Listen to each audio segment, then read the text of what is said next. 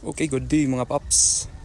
Ngayon mga paps, may share ako sa inyo mga paps na isang hacks o DIY na pangpatanggal ng nagyayelo o naninilaw na headlight. So nakikita niyo mga paps.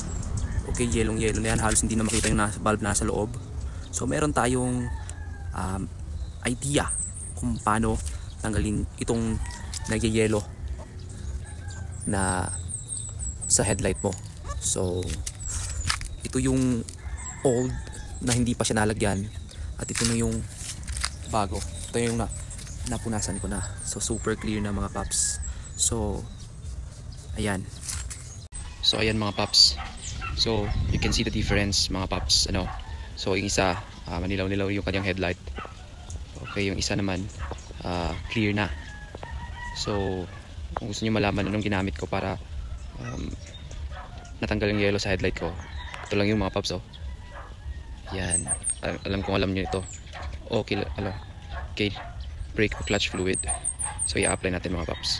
Okay mga paps, sinubukan na natin, nilagay ko na itong brake fluid. So pupunas na natin, dapat idiin mo nang mabuti para tanggal talaga yung yellow. So yan, makikita mo yung kanyang resulta pagka na diin mo talaga nang mabuti. Okay, di ba nakikita mo na yung natatanggal na kayong yelo. Okay, hindi mo na natin gagalawin. So nakita mo yung manilaw-nilaw na dito na parte. So at saka dito. So hindi ko pa yan natin ng mabuti, no?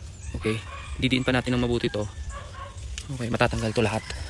So ito lang yung kanyang secret na na solusyon. Ayan mga paps, try nyo din sa inyo. Ayan mga paps, yan ang final na mga paps. So kita mo mga paps, yan, oh, parang brand new. So hindi mo na kailangan bumili pa ng bagong headlight o gumastos pa ng malaki. Yan, brake fluid lang yung katapat nyan. Okay, thank you mga paps sa panunood. Sana nakatulong ako sa nyo, sa pagtanggal ng mga naninilaw na headlight.